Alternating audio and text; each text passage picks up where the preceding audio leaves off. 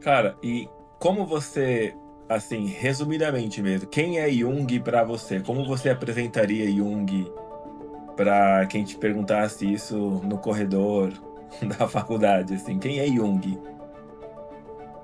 Eu acho que Jung, para mim, foi um dos maiores pensadores, né, dos quais a gente sabe da existência.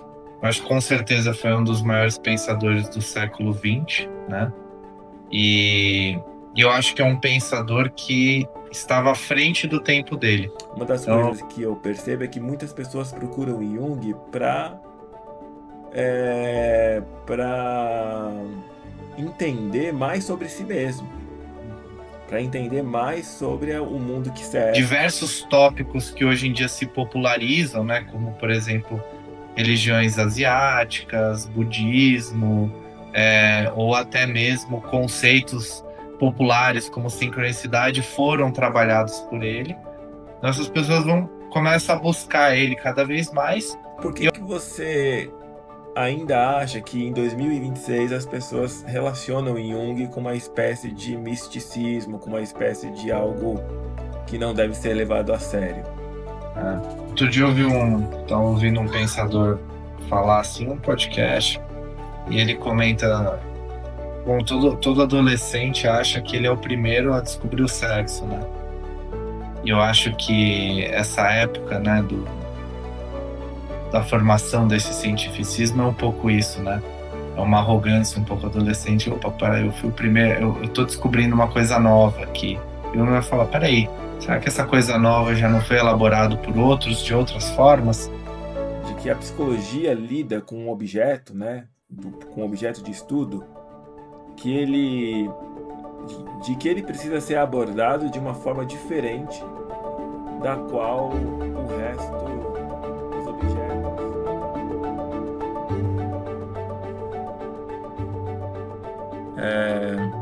Acho que a primeira coisa que a gente pode conversar é como a psicologia analítica entrou, né, na nossa vida e o que ela significa hoje em dia, tanto em termos de estudo, tanto em termos de formação acadêmica, como é o caso de quem está se formando, de quem está contribuindo ali para uma situação de estudo mesmo, que se interessa de forma acadêmica por isso, quanto a pessoa que de alguma forma chega em Jung para entender melhor sobre a vida, né? Muitas pessoas elas têm esse contato e, pelo menos com a minha experiência, isso parece que se mistura um pouco, né? A gente vai entrando em contato com um pensador importante, com um cientista da psique, né? Um cientista da alma, muito importante, mas que ele também vai refletir em muitas ações do nosso dia a dia, né? Cara, como é que você vê isso? Como é que isso acontece para você? Como é que você imagina que Jung eh, en entrelaça por esses assuntos da vida pessoal?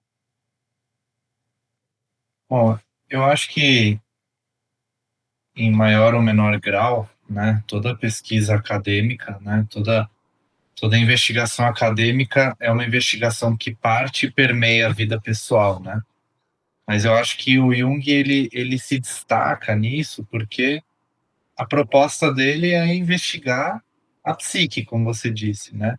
Quando a gente começa a entrar com o material que o Jung produziu, com a obra dele, a gente vai se deparando com as descobertas que ele faz em relação à estrutura da psique, né? Isso vai trazendo uma revelação sobre a nossa própria estrutura, né? Sobre como a nossa psique funciona, né? E acho que existe uma conexão a partir desse ponto, né? Então acho que, querendo ou não, né, as temáticas que vão se desenvolvendo, seja de forma acadêmica ou seja em experimentos do dia a dia, tem muito a ver com as disposições psíquicas da pessoa que está estudando, que está lendo, que está investigando.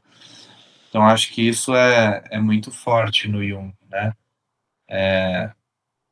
Para mim, particularmente, no meu contato com Jung, os meus primeiros contatos com Jung foi através da academia, mas o meu tema acadêmico foi escolhido, né, conscientemente a partir das minhas disposições e dos meus desejos de investigação, né? Eu nunca escondi que o que eu investigava era aquilo que me interessava, né? Era aquele objeto de estudo sobre o qual eu queria me debruçar, né? E aí eu fui encontrando Jung, então meio que naturalmente o Jung dialogou comigo, né? E ele dialogou comigo não só porque ele é teoricamente interessante, mas porque ele conseguiu trazer também clareza para muitas questões minhas, né, individualmente, né, a partir desse contato, né, dessa dialética com a obra, né, que se forma. Cara, e como você, assim, resumidamente mesmo, quem é Jung para você? Como você apresentaria Jung para quem te perguntasse isso no corredor da faculdade, assim? Quem é Jung? Ah, eu acho que Jung, para mim, foi um dos maiores pensadores, né, dos quais a gente sabe da existência. Eu acho que com certeza foi um dos maiores pensadores do século XX, né? E, e eu acho que é um pensador que estava à frente do tempo dele. Então, é um pensador que, embora seja um dos maiores pensadores do século XX, é um pensador mais atual hoje em dia. Então, se eu fosse apresentar para alguém, eu diria que é um dos maiores pensadores da nossa contemporaneidade e é uma pessoa que criou um corpo, né, uma obra extremamente atual, né, seja num âmbito psíquico, cultural, social, por aí vai. Né? É, muitas pessoas, né, isso acho que talvez na minha experiência, como eu conheci Jung na faculdade de psicologia, então ele é apresentado ali como um dos vários teóricos da psicologia, né? É muito imbuído na história ali, a influência dele com Freud e tal.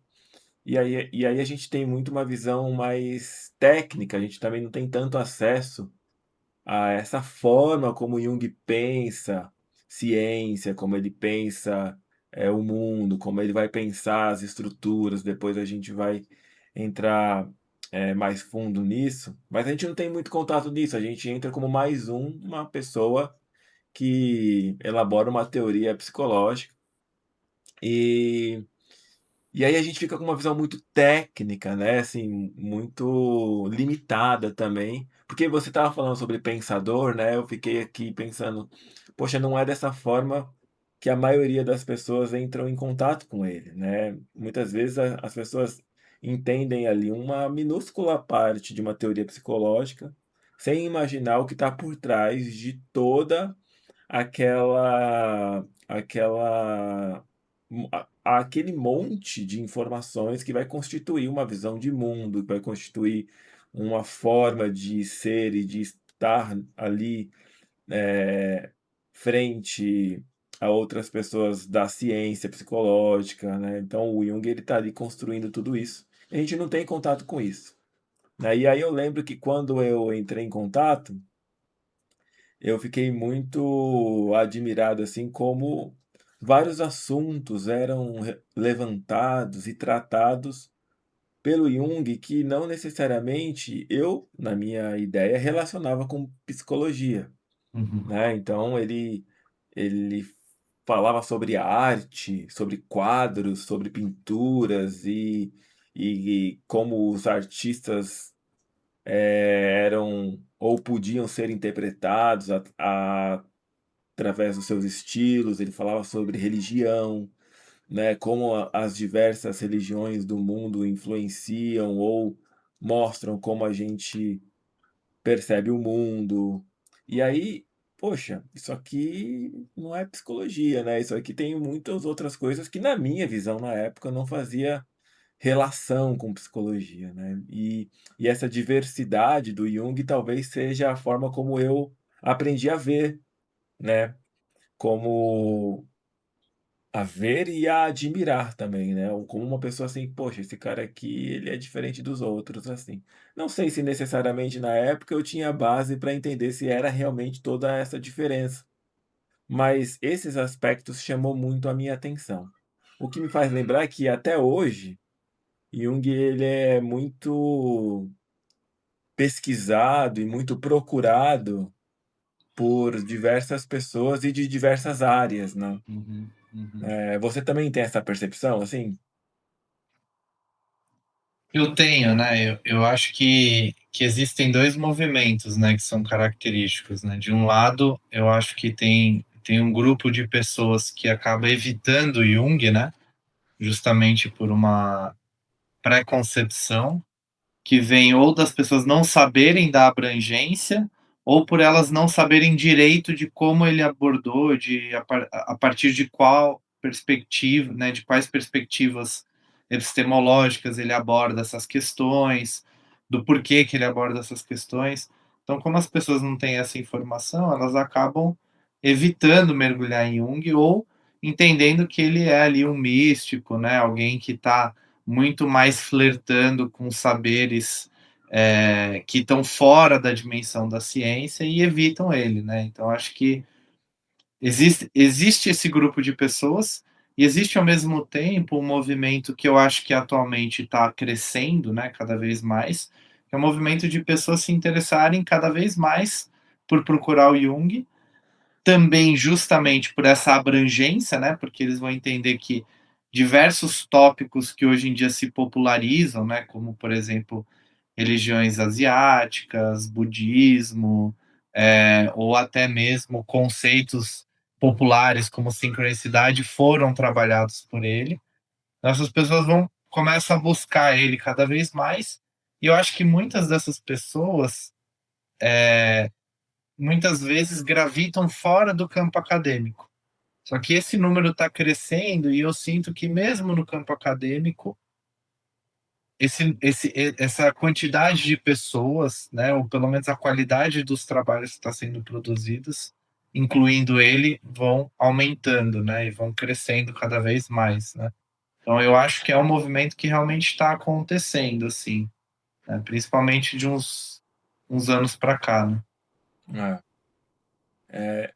Eu acho que vendo esse movimento, assim, a gente acaba percebendo como que a visão que as pessoas estão tendo sobre esses assuntos, sobre a importância que qualquer saber precisa ter em relação com a vida prática que as pessoas estão tendo, né.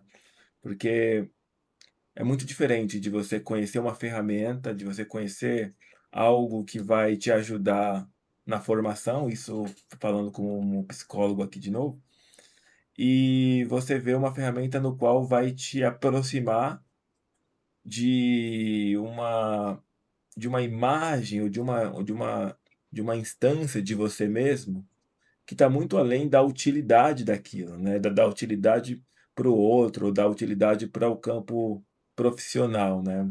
Uma das coisas que eu percebo é que muitas pessoas procuram Jung para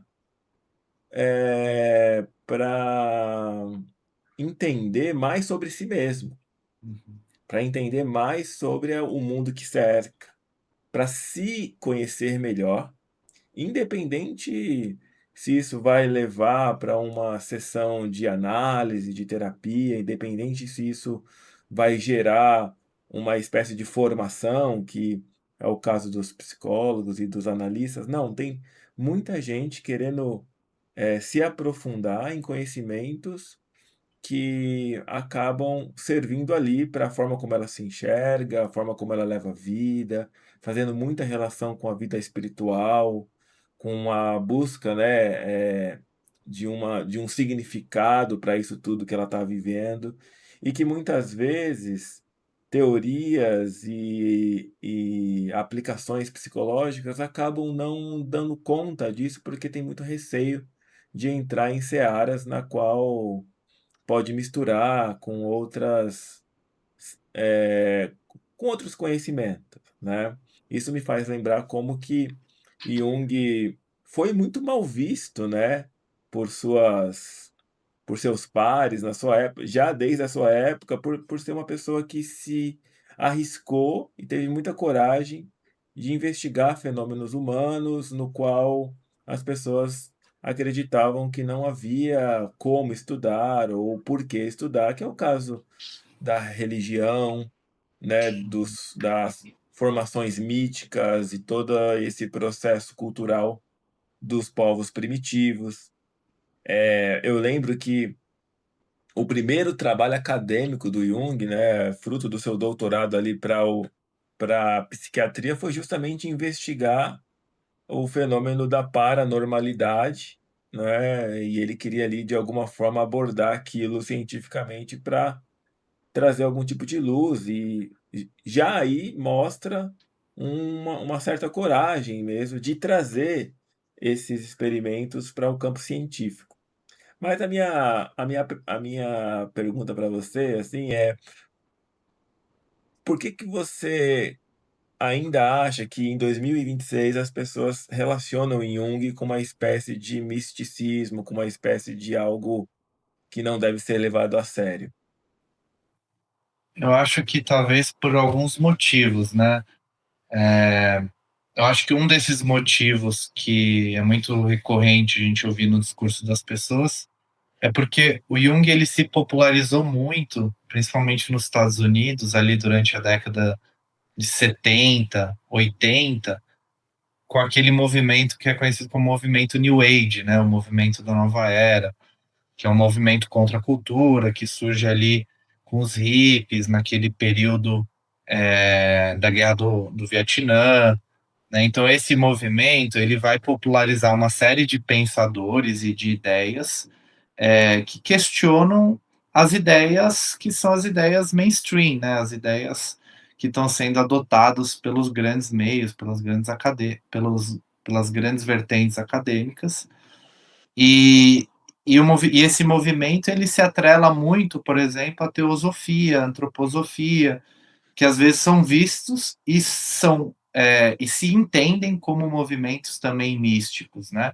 E aí o Jung acaba sendo jogado nesse bolo ali e, e vai se popularizando a partir dali. Mas ele vai se popularizando não muito por pessoas que realmente mergulham na obra dele, estudam, mas por pessoas que vão tirando recortes que acabam sustentando, né, essas visões mais tradicionais do New Age, né, que são mais visões que são associadas aos hippies e tudo mais, que hoje em dia tem uma conotação muito negativa, principalmente em círculos acadêmicos, né?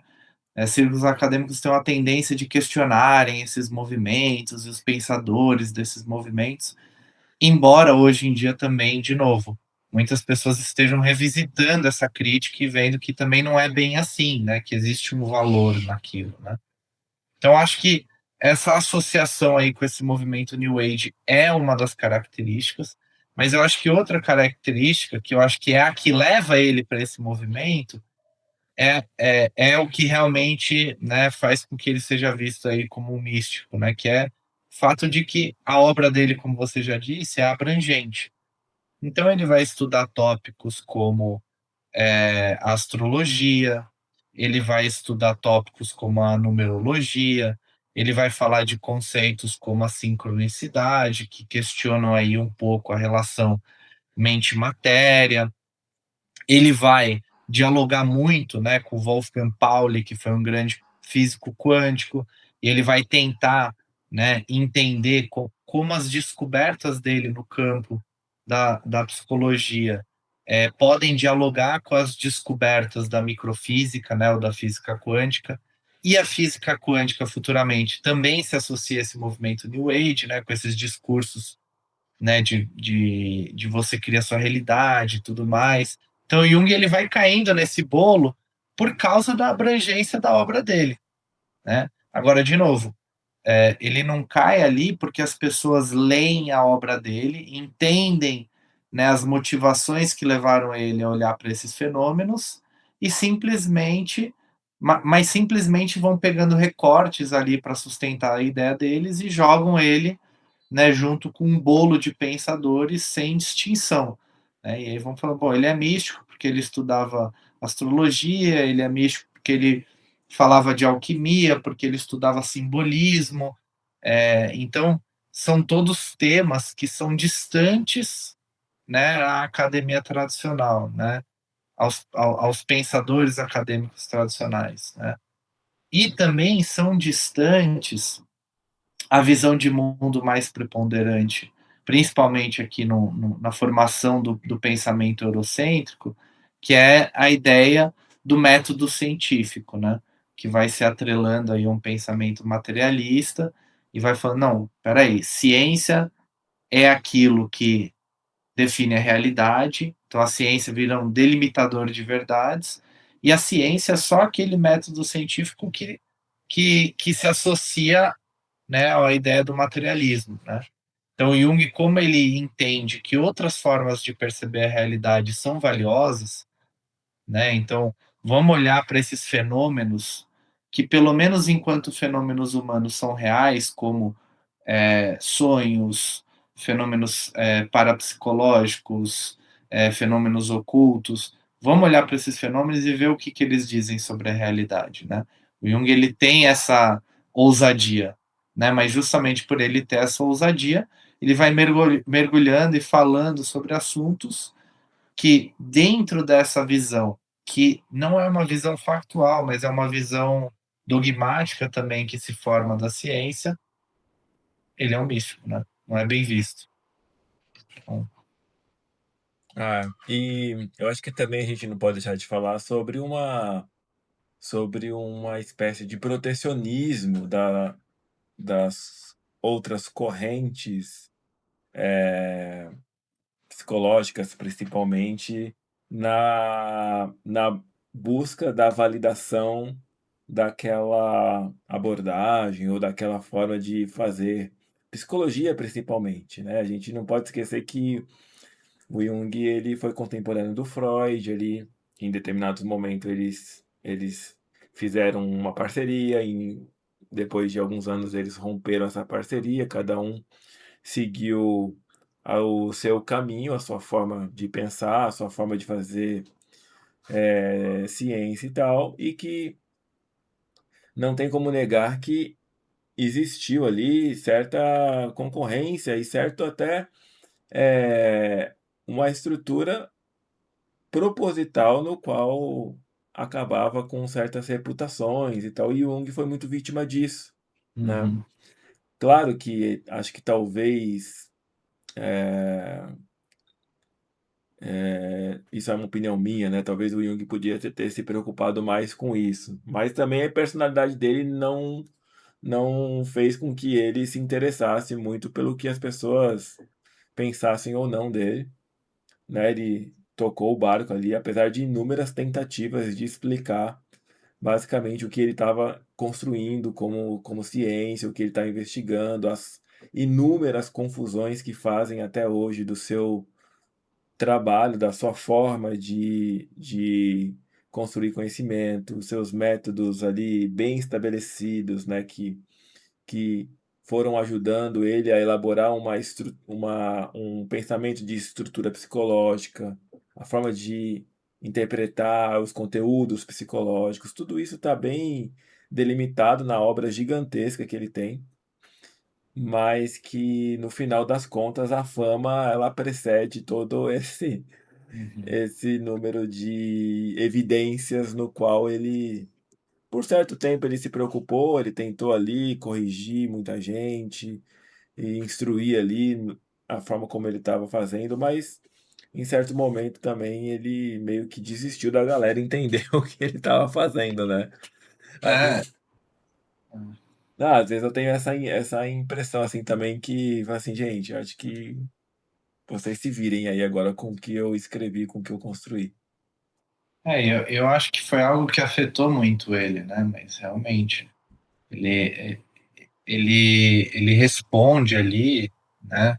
Ou ele está lutando contra uma correnteza que é muito forte na época dele, né? Porque o Freud é um pouco fruto da época dele, né? O Freud ele se adequa bem, né, a essa associação. Aliás, ele é um fruto dessa associação entre o pensamento científico, o método científico e o materialismo, né? Então veja, de um lado a gente tem uma ferramenta para compreender a realidade, né? Uma entre muitas, mas uma ferramenta que vai constituir aí a nossa produção, a nossa grande produção científica na Europa, né, e no saber eurocêntrico, e de outro lado a gente tem um dogma, né, uma visão de mundo, que é o materialismo. Essas duas coisas, elas com o tempo vão se associando, né? E aí pensadores surgem como fruto dessa associação, né? E eu acho que o Freud é um fruto dessa associação. O Jung também, mas de formas diferentes, né? O Freud, eu acho que ele surge como é, alguém que busca sustentar, né, essa integração. O Jung ele busca desfazer essa associação, né? Então o Freud como aquele que sustenta, ele é apoiado por essa correnteza, né? O Jung como aquele que tenta desfazer essa associação, ele tem que nadar contra essa correnteza, né? E eu acho que a única coisa que sustenta o Jung é que ele entende que essa correnteza é uma correnteza momentânea, né?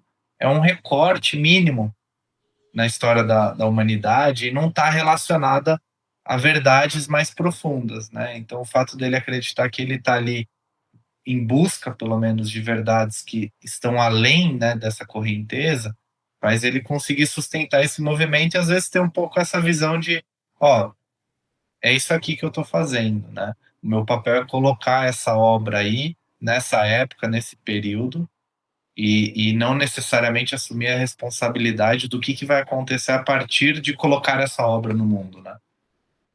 É, você estava falando aí, né, um dos grandes pontos que acho que talvez eu definiria ali um ponto central da obra do Jung. Claro que a obra é gigantesca, tá? Tipo, não estou querendo aqui diminuir, muito menos reduzir isso, mas um ponto muito importante é justamente essa afirmação de que a psicologia lida com um objeto, né, com um objeto de estudo, que de que ele precisa ser abordado de uma forma diferente da qual o resto dos objetos até então eram investigados, que é o caso dos objetos no qual o materialismo, no qual, né, o fisicalismo, no qual essa ciência mais dura consegue lidar.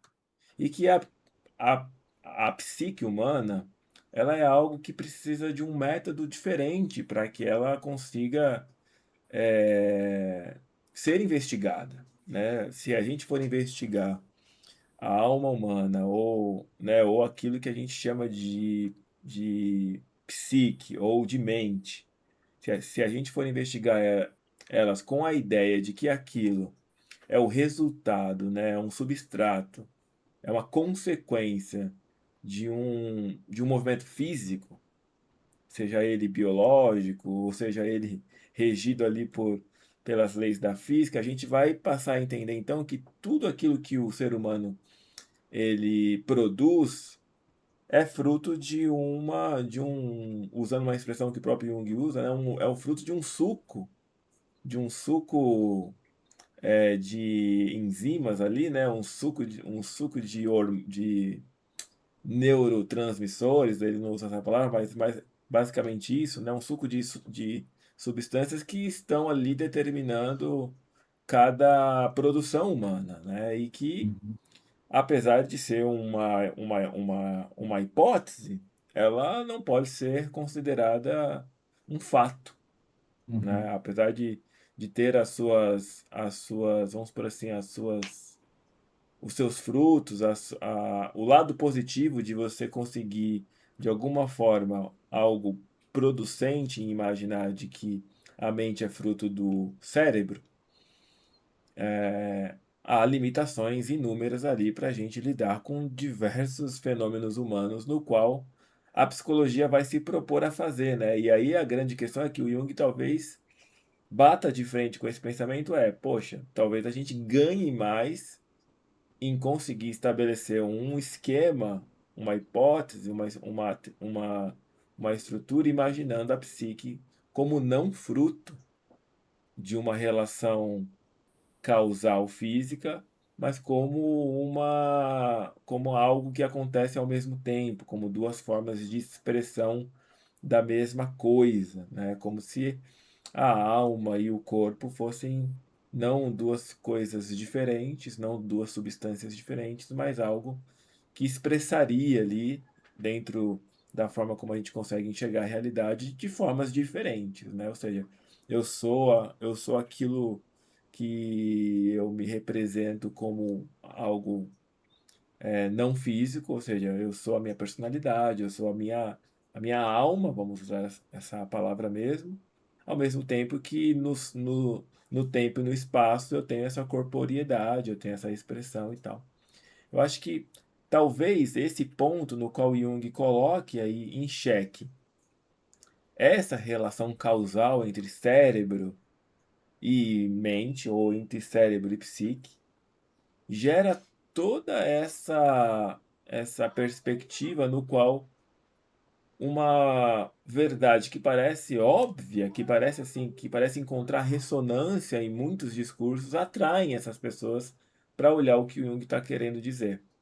É claro que muitas pessoas vão olhar e falar assim, ó, peraí, o Jung então está afirmando uma realidade espiritual, ou seja, ele está ali consolidando ou validando uma espécie de religião, alguma espécie de entidade no qual mantém essa cosmologia completa. Talvez seja ingênuo da parte dessas pessoas analisar isso, porque a proposta psicológica não é exatamente transformar a hipótese psicológica tão dura quanto a hipótese física, né, do fisicalismo, mas justamente dar a oportunidade das pessoas olharem para a mesma coisa de formas diferentes, né? Por que não olhar pelo lado de que a mente ela não tem ela não tem uma origem no cérebro, ou seja, e se a gente tiver outra perspectiva para olhar essa realidade que parece que foi determinada sem consultar todo mundo, né? Parece que Sim. foi imposta ali para corroborar com outros ideais que a gente sabe que tem toda uma relação ali envolvida. É, eu acho que o Jung, nesse sentido, ele, ele vem, ele entende, acho, quase que o surgimento da psicologia complexa, né, ou da psicologia analítica, como uma continuidade ou uma necessidade que surge a partir de Kant, né? Porque Kant vem como um idealista epistemológico, né? Ele é epistemologicamente falando idealista, não necessariamente ontologicamente falando, ou seja, o Kant vai dizer que existe aí uma diferença, né, entre o númeno e o fenômeno, né? E na realidade a gente só entra em contato, nós humanos, nós só temos contato com o fenômeno. Ou seja, a gente nunca lida com as coisas em si, né, mas sempre com as representações que elas têm no nosso campo experiencial, né? E acho que a partir disso, o Jung entende que tudo aquilo que a gente realmente entra em contato é o nosso campo experiencial, né? E a nossa psique é esse campo experiencial. Então, a gente precisa tratar ela como uma realidade em si, né? Então, acho que esse movimento inicial, Jung, ele sente, né, eu acredito, né, que ele sentisse que era uma necessidade, né, que vem a partir dessas constatações de Kant, né? Agora, intuitivamente, a gente percebe que o Jung, como, né, um jovem cientista ainda, ele é permeado por esse pensamento ainda onde existe a tentativa de associar aí a mente ao cérebro, né? A gente sabe que ali no fim do século XIX, no início do século XX, é onde o fascínio com as ciências ditas mais duras começa a crescer, né? E aí as teorias redutivas ganham muito força, né? Por isso que o Freud, de novo, com as suas teorias redutivas, tem uma atração muito grande, né? E o Jung, eu acho que inicialmente ele começa mergulhado, né, nessa ideia do redutivismo, mas eu acho que intuitivamente ele sempre tenta se desvincular dele, ou ele sempre coloca ele em questão, né, até no futuro, ali no mais para o fim da obra dele, ou mais para metade, para o fim da obra, ele realmente se dissocia, né, dessa perspectiva. Mas eu acho que a gente vê que ali no fim do século XIX existe a esperança, né, de conseguir descobrir a mente no cérebro, descobrir o código humano em alguma secreção corporal, depois com o DNA e tudo mais, né? A gente vai sempre achando que a gente vai descobrir ali a causa primária das coisas, né? Na física a gente vai tentando falar, não, peraí, a gente vai encontrar aquele bloco central, né, que constrói toda a realidade. E eu acho que o Jung intuitivamente sempre coloca essa visão redutivo causal em questão, né? E ao longo da obra dele, como ele vai sempre tentando tratar essa psique como uma realidade, ele nunca precisa, né, que essa visão redutivo causal se realize, né? Ele fala, bom, tanto faz, para mim eu estou olhando aqui porque a gente realmente tem contato. O que a gente realmente tem contato? A experiência, né? A gente realmente entra em contato com a experiência. Então é ela que interessa, né? E eu acho que o mais interessante é que essa intuição dele vai se sustentando depois em contatos futuros, por exemplo, com o Pauli, né? Onde existe essa conversão, né, ou essa convergência entre o que o Jung intuía com o que as ciências duras também vão descobrindo, né? Então, mesmo aquela ciência dura que acreditava que ia achar o bloco fundamental da realidade, se depara com uma realidade quântica, né? Que é indeterminada, que coloca toda a física newtoniana em questão. E aí isso vai dando mais força para o Jung se afirmar mais nessa posição, né? De dizer, olha, a nossa disciplina está lidando com aquilo que a gente sabe que é real, que é a experiência. A gente não está tentando reduzir essa experiência a uma abstração que a gente cria, né? Ou seja, ao material, à secreção corporal, ao cérebro e tudo mais. Então, é interessante esse movimento, né?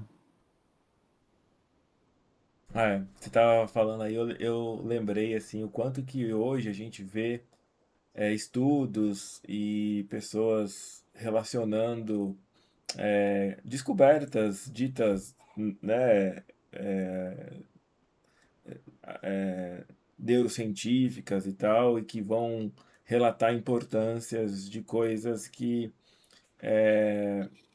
o Jung já falava lá, né, na década de 40 lá, sobre a importância dos sonhos, né, sobre a importância de que algumas coisas precisam ser respeitadas como a influência de algo que a gente não consegue definir bem, que ele vai definir como inconsciente.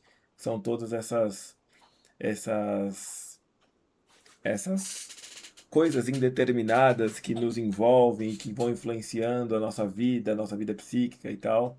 Falando bem simplesmente, porque com o passar do tempo eles vão descobrindo coisas e vão renomeando como se fossem certas novidades, né?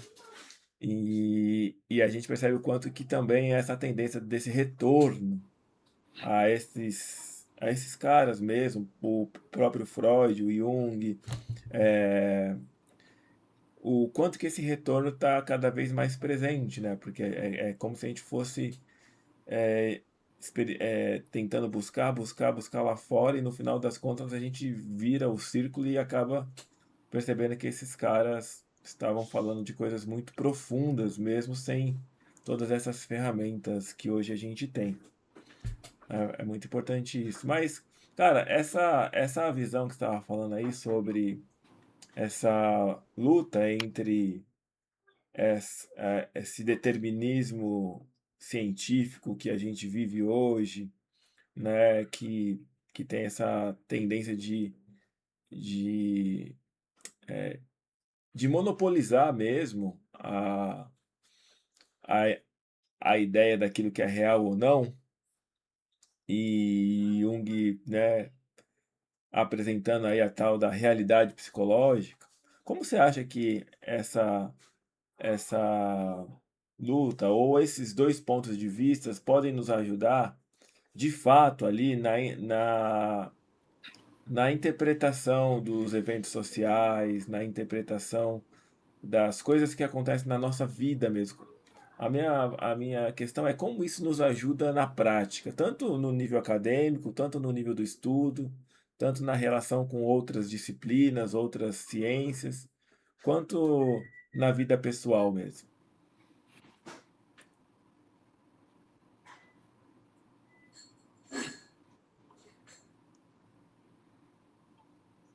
Interrupção. Tá ouvindo aí? Tá ouvindo? Tô. Ah. E agora? O quê? Ouviu o que eu falei? Não, não vi. Não vi. Ah, não ouviu? Não Tá, vi. coisa. Minha imagem ficou congelada? Ficou congelada. Ah, tá bom. Não, vamos lá. A gente estava falando sobre essas questões dessa luta, né, ou desse contraponto entre esse determinismo científico que a gente vive hoje e o quanto Jung martelou, enquanto Jung questionou, né, nomeando até esse fenômeno fisicalista de metafísica da matéria, né, orientando que, embora a ciência como ela é estabelecida hoje, por exemplo, ela possa ter muitos benefícios em relação à manipulação da, dos recursos, né, e Uhum. ajuda a gente a viver uma vida mais confortável e tal. Ela não pode ser a única capaz de atingir ali ou de se propor enxergar a realidade como um todo, né? Então, como você acha que essa proposta do Jung de questionar isso pode nos ajudar em relação a outras coisas da nossa vida, outras disciplinas mesmo, como a sociologia ou a antropologia, como você estuda, mesmo a educação, mesmo a forma de a gente perceber a vida social. Como é que você acha que isso contribui? Eu acho que o Jung, quando ele desenvolve a psicologia complexa, né, eu acho que ele tem duas grandes intenções, né? De um lado, claro, a aplicação prática terapêutica, né? E de outro lado, a análise de fenômenos, né? Fenômenos sociais, fenômenos culturais, fenômenos políticos, né? O Jung ele vive ali durante, ele vive as duas guerras mundiais, né? Que a gente já teve, então, e ele fala sobre isso, ele escreve sobre isso. Então, eu acho que a perspectiva que o Jung adota, né, para entender esses fenômenos sociais a partir da ideia, por exemplo, de movimentos psíquicos coletivos, né, com a ideia do contágio psíquico, ou a ideia de compreender as disposições, né, psíquicas de certas culturas, não de uma forma puramente determinista, né, estática, sempre de uma forma dinâmica e relacional, mas entendendo que existem ali disposições que a gente não nasce numa folha em branco, né, que a gente nasce ali mergulhado psiquicamente também na nossa cultura, na nossa família, na nossa sociedade, e elas vão influenciar também como a gente vai realizar as nossas disposições, elas vão influenciar as nossas disposições. Então, eu acho que esse olhar é muito interessante, né? Porque ele ajuda a gente a ampliar um pouco as perspectivas de análise, né, de fenômenos, por exemplo, culturais e sociais, entendendo eles também como fenômenos psíquicos coletivos, mas que existem enquanto imagem na nossa psique individual, né? E existe esse diálogo constante, essa tensão, né, entre o individual e o coletivo, né? Então, eu acho que de um lado isso é interessante, né? E de outro lado, o que eu vejo muito, por exemplo, nas ciências sociais, por exemplo, que é um meio que eu navego bastante, existe muitas vezes uma disputa, né, entre quem consegue achar ali a causa do fenômeno, né? Então existe muitas vezes a ideia de, bom, se eu sou um sociólogo, eu vou entender o fenômeno apenas a partir, né, das teorias sociológicas. E eu vou explicar esse fenômeno enquanto um fenômeno social e eu vou evitar mergulhar no campo da psicologia, né? Porque isso seria um psicologismo que eles falam, né?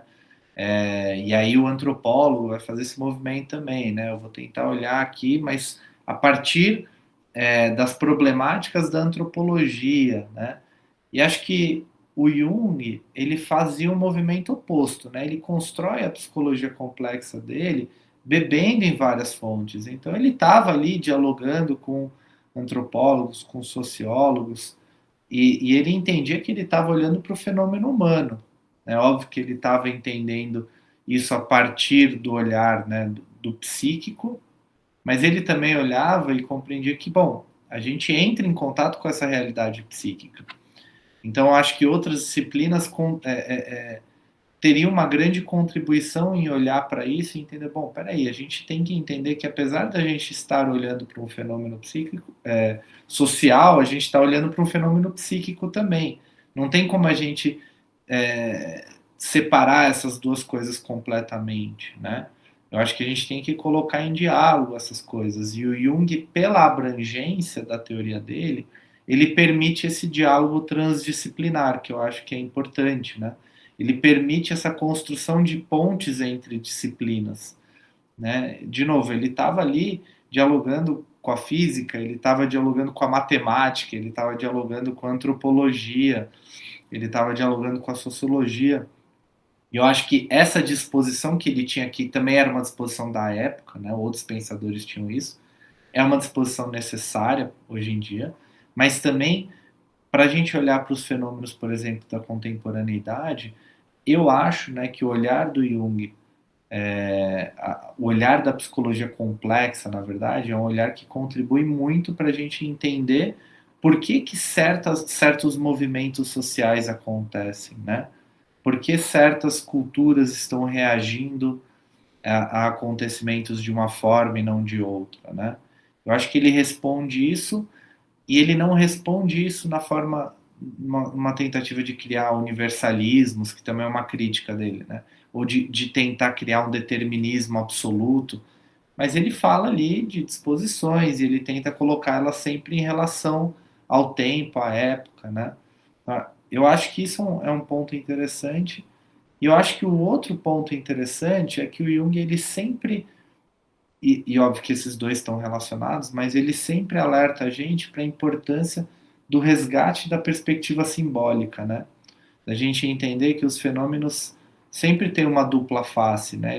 Eles têm uma face literal, mas eles têm um aspecto simbólico também.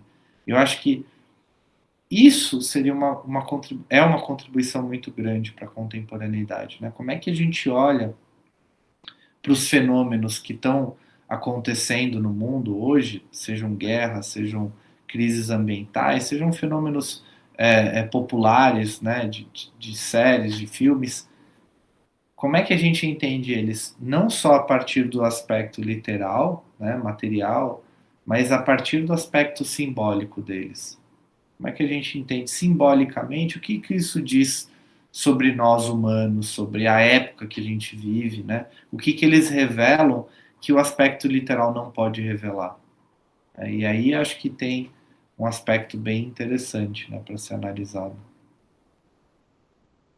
Acho que E quando você atrela essa ideia de que essa segunda proposta, né, é uma proposta que realmente faz contraposição à ideia de um determinismo físico, mesmo um determinismo histórico ali, que tem a sua validade, e aí a gente, né, o Jung deixa muito claro isso, não é uma questão de sobreposição, né, de uma realidade psíquica para uma realidade histórica material, mas é um complemento, né, algo que vai ali é, chegar em lugares aonde uma e outra abordagem, um e outro método não consegue alcançar.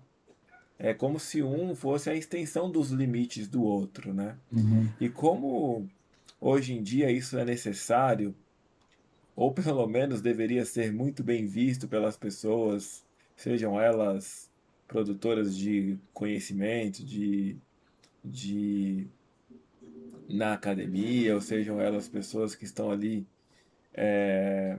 de uma maneira mais informal, seja no noticiário, seja qualquer coisa que influencie a gente, como é necessário a gente entender que, por mais que o seu ponto de vista tenha várias formas de ser racional, lógico e na sua perspectiva aquilo não tem como ser de outra forma, por mais que pareça a obviedade clara né, ela ainda é limitada. Ela ainda, ela ainda Uhum. não consegue abranger o fenômeno humano por completo.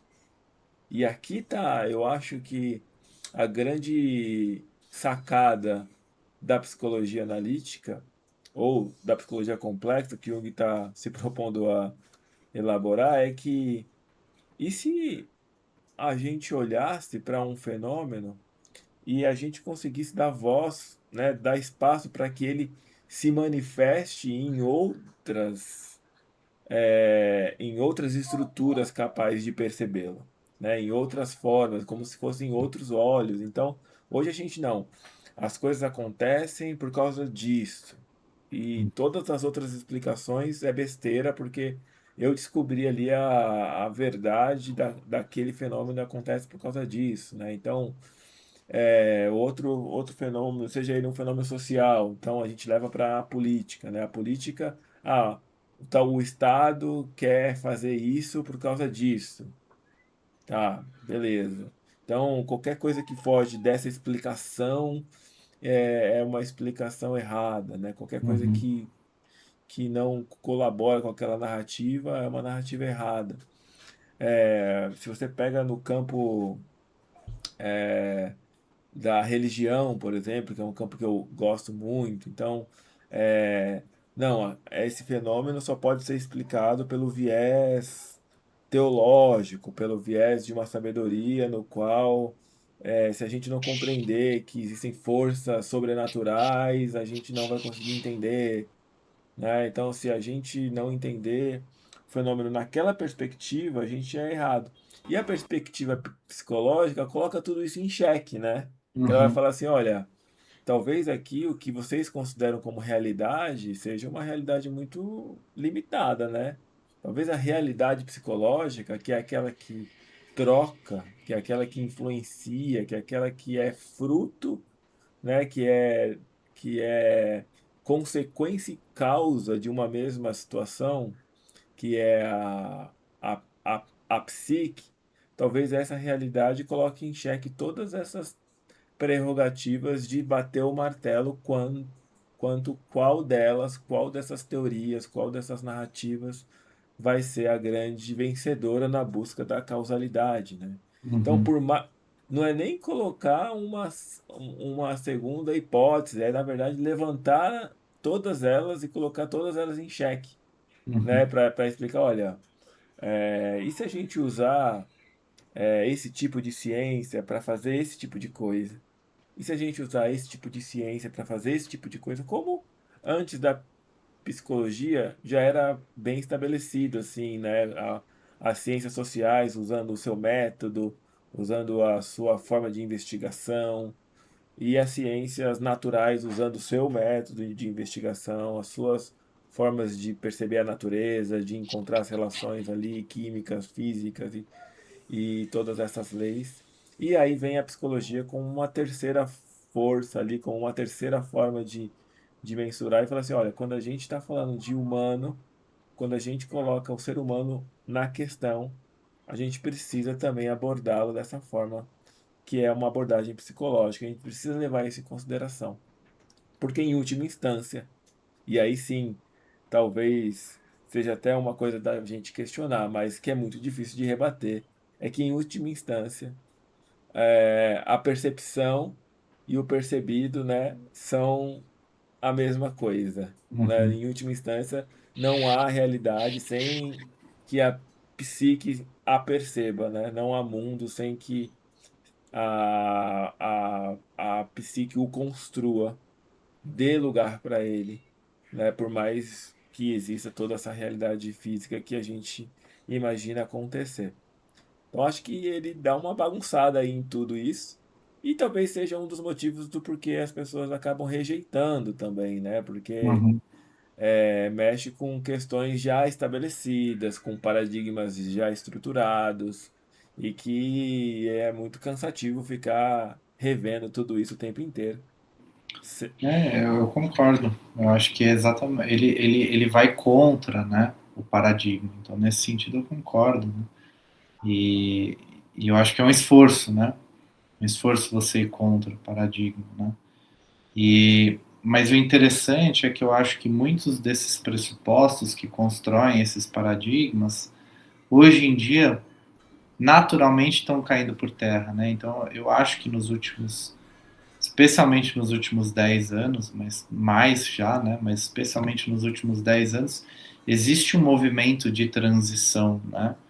Por isso que Jung volta, né, a estar em alta, né? Porque existe um movimento que eu acho que vem do esgotamento dessas tentativas, né, de sustentar as visões dogmáticas ali do cientificismo, né, que não é a ciência, né, desse cientificismo que vem com a ideia de que, né, a gente sempre precisa achar ali uma causa, a gente sempre precisa fazer um movimento redutivo, e é só esse movimento, é só aquilo que é material que existe de fato, e é só a ciência que pode determinar o que é real, o que não é, o que existe, o que não existe, o que é certo, o que é errado. E eu acho que a própria ciência se esgota nisso e começa a entrar num processo de renovação, né? Que eu acho que é um processo que a gente está vivendo hoje. E aí pensadores como Jung, que eu penso que eram pensadores que estavam já vendo isso, né? Eles estavam vendo já o que ia acontecer mais para frente, eles começam a se destacar novamente, né? Porque a gente vai percebendo que ele estava mais atual do que a época dele permitia estar, né? É como se ele tivesse feito uma predição, uma previsão mesmo, né, de que essa unilateralidade, com essa tendência, né, ela ia bater e uma hora ela ia voltar, né, porque Exato. ia E, alcançar o seu limite, né? e é importante a gente lembrar que ele não faz essa previsão do nada, né? Ele não é, ele não tira da cartola, né? Ele faz essa previsão a partir do momento em que ele olha para a história, que ele olha para o desenvolvimento da filosofia, para o desenvolvimento da religião, a partir do momento que ele dialoga com outras disciplinas, né? A partir do momento que ele vai lá dialogar com o Richard Wilhelm para falar da filosofia chinesa, né, da cultura chinesa. Ele faz isso a partir do momento que ele vai conversar com o Pauli para entender a física quântica. Então, ele não tira do nada, ele entende que, na verdade, esse recorte desse pensamento, né, materialista, cientificista, ele é um recorte. Ele parece poderoso, ele parece autoevidente, porque a gente está mergulhado nele. Mas ele é, na verdade, um recorte estranho na época, né? Porque, na nossa história, na verdade. Né? A nossa época é esse recorte.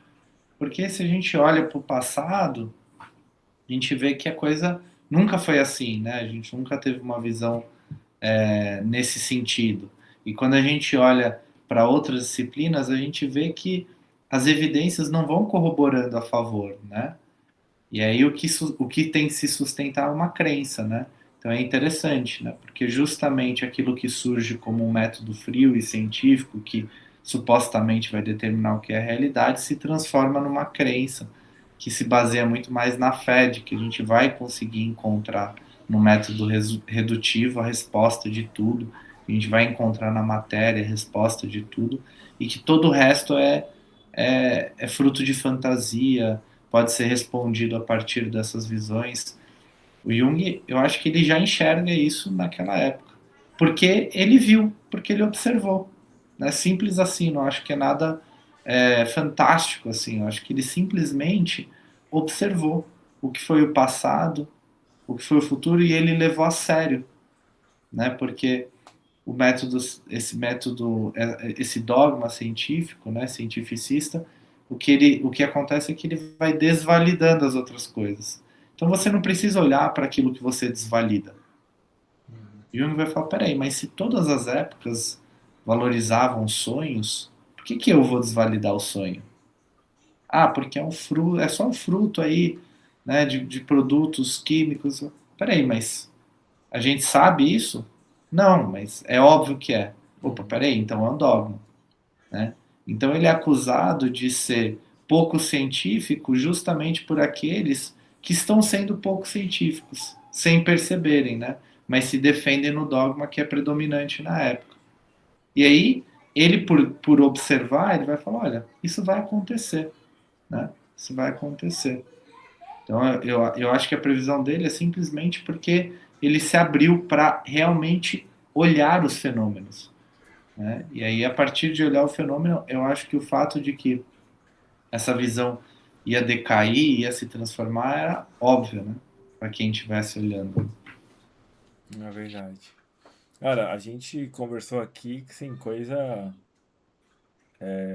um tema no qual a gente gosta de falar, né? A gente já conversou outros momentos e tal, mas que para quem está assistindo, né, perceber que isso vamos supor, é uma parte muito pequena de tudo que ele vai Uhum. descrevendo, né? Às vezes dá a impressão de que as coisas se deram assim muito no campo especulativo e tal, mas a obra deixa muito claro os métodos, as formas, as pessoas, que o Jung lidou, a forma como ele investigou as doenças mentais da época, o tanto de paciente que ele entrou em contato, a sua investigação de várias outras culturas, sejam elas atuais para a época dele, como as históricas primitivas.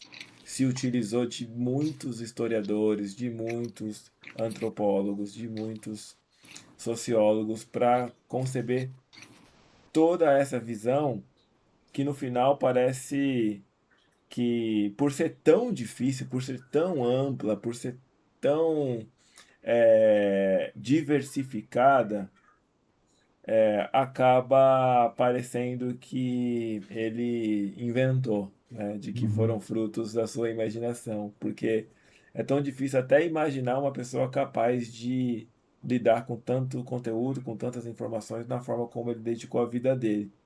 Sim. E eu acho que ele, inclusive, entende, né, a produção dele como algo que constrói uma continuidade, né? Ele está toda hora dialogando com... Ao mesmo tempo, ele está dialogando com a história, né? Então, ele está dialogando com outros pensadores e ele está dialogando com as evidências. Então, ele sustenta essa tensão, né? Então, ele vai lá, ele faz o trabalho empírico, né, de analisar milhares de casos. Ele faz o trabalho empírico de ir lá e fazer investigações de campo, né, que hoje na antropologia são chamadas de pesquisa de campo. E ele dialoga com os pensadores do passado, né? E ele entende que o que ele está fazendo é um movimento que dá continuidade ao desenvolvimento, né, do pensamento humano, né? Que ele não sai do nada e ele não vai para o nada, né? Que ele é uma peça do quebra-cabeça ali. E eu acho que o fato dele saber isso faz com que ele consiga sustentar esse diálogo, né? Ele não tem a arrogância de achar, opa, peraí, tá todo mundo errado, ninguém entendia, agora que a gente desenvolveu esse método, agora eu vou responder para todo mundo o que é. Mas não, a coisa é complexa, ela é ampla, e a gente está imerso num desenvolvimento que se dá ao longo de milhares de anos, né? Eu estou exercendo um papel aqui, né? Sem dizer se esse papel é muito ou pouco importante, né? Eu acho que é muito importante, mas ele não se coloca nessa posição, né? Ele fala, olha, eu estou dialogando com, com a história e eu estou dialogando com as evidências, né? E eu estou dialogando com outras disciplinas e é isso que eu produzo. Agora é interessante que ele faz isso em contramão, visto que na época existe um movimento muito grande de especialização, né? E de cada um falar, não, peraí, eu vou responder aqui na minha disciplina lá, e o outro não sabe do que ele está falando. Uau, as pessoas do passado não sabiam do que elas estavam falando. Opa, peraí, né? Há um respeito, né, cara? Há um Exato. respeito pelo conhecimento ancestral, assim, né? Que é pouco visto mesmo, por nós hoje, né? A gente tem uma percepção de que o novo responde sempre melhor as questões do que o passado, né? E o Jung ele tem um respeito por isso mesmo. É. Outro dia tava ouvindo um pensador falar assim, um podcast, e ele comenta, bom, todo adolescente acha que ele é o primeiro a descobrir o sexo, né? E eu acho que essa época, né, da formação desse cientificismo é um pouco isso, né? É uma arrogância um pouco adolescente. Opa, peraí, eu fui o primeiro, eu tô descobrindo uma coisa nova aqui. E o vai falar, peraí, será que essa coisa nova já não foi elaborado por outros de outras formas? Será que se eu olhar para essas outras formas eu não vou poder aprender alguma coisa, né? Sem dizer eu sou melhor ou pior, mas eu, eu vou falar sobre isso com as ferramentas que eu tenho. Os outros falaram com as ferramentas que eles tinham. É menos, é mais? Não necessariamente, né? Eu acho que eu penso muito nisso, né? Que essa é uma arrogância que surge principalmente pela técnica, né? Porque eu acho que esse pensamento desse cientificismo ele só ganha tanta força porque ele consegue encantar a gente com a tecnologia, né? Nossa vida vai melhorando e a gente vai se encantando com isso, né? E óbvio, é maravilhoso, mas não é porque a nossa manipulação técnica melhorou que a gente sabe mais sobre o que as coisas são em si, né? O que a vida é em si, né? Talvez a gente saiba menos por causa disso até. Nossa, pode crer. Cara, deixa eu resolver um negócio aqui rapidão.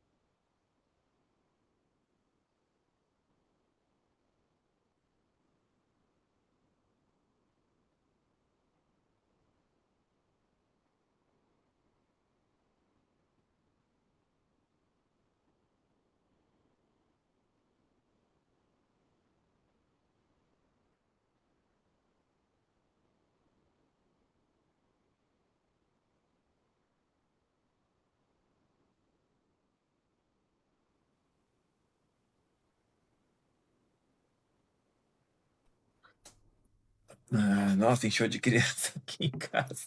Boa. Mas Mas eu acho que tá eu acho bom que deu, também, né? né? Deu, total. Eu acho que deu. Tentei fazer. Cara, eu acho que funcionou. Aí eu não sei. Vou até parar de gravar aqui já pra gente conversar. Acho que não precisa de um encerramento, não, porque